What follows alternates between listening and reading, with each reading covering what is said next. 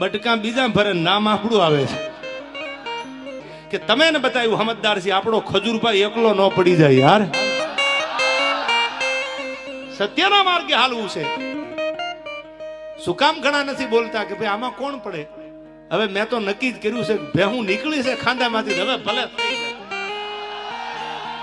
પણ ખજૂર તો મારો ખજૂર છે સાહેબ, જેને ગરીબના આહુડા નુયા છે.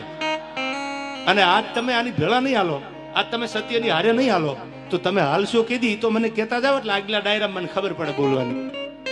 હાલવું છે ને ખજૂરભાઈ? હું તમને પંપ મારવા નથી આવ્યો ચાઇનાને, પણ એક સાચો માણા, સાચી રાહ માથે હાલવા વાળો માણા.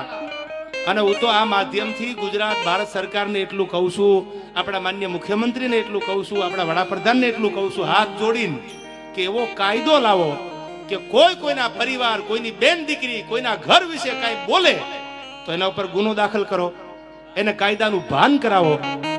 કોઈ હારા માણાની છબી ખરડાઈ જતી હોય અને આ દુનિયા ટગર ટગર જોવે અને પછી મજબૂર થઈને એને કંઈક કરવું પડે અને પછી એમ કે એકચ્યુઅલી કાયદો હાથમાં લીધો, તો તમે જ કાયદાને કહો ને. એવો કાયદો લાવો ને. વાણી સ્વતંત્રતાનો હક છે, એ મુદ્દાની વાત છે.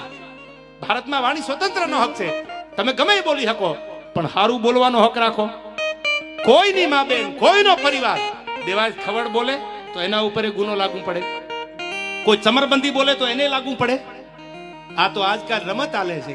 કોઈ હારો માણા આગળ જતો હોય, કોઈ હારું બોલતો હોય, કોઈ હારું ગાતો હોય, કોઈ હારા કામ કરતો હોય તો બીજા મંડે બોલવા જેમ ફાવે એમ, એની છબીને બગાડવા માટે, ખાંદો મંડે ઉડાડવા એના, એની છબીને ખરાબ કરવા માટે. સાહેબ, મારે તમારા માધ્યમથી ખજૂરને કેવું છે કે અમે તારે હારેથી જીવવાનું થાય તોય ભલે ને મરવાનું થાય તોય ભલે,